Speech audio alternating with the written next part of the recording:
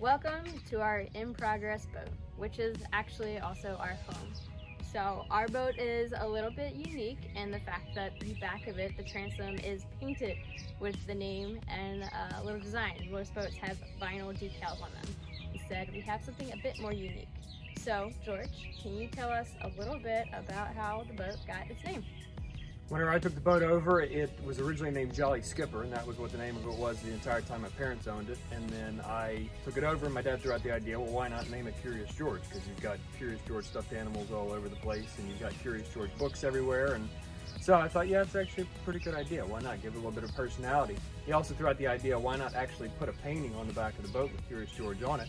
So my younger brother, who's much more artistic than I ever have been, will be, or anything else, decided to sketch it up, came up with the design that we have back here, and ended up stenciling it onto the back of the boat. Whenever he was going to paint it, it was still in the water. In order to paint it, he had to lay on a floating dock because of the fact that was the only way he could get low enough to actually be able to do it. And so he was laying on his side for probably, I don't know, every bit of 2 hours, just lying there stenciling it on, and then he and my sister actually painted it on.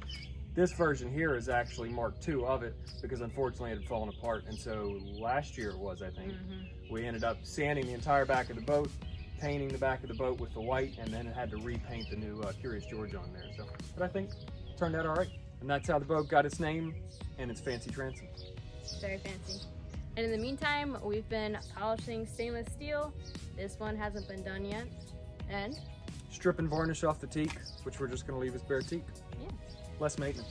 less maintenance, and thank you to our friend Lou for lending us a couple of heat guns. So if you've been enjoying this and you want to come along on the journey, make sure you subscribe, and we'll see you in the next video.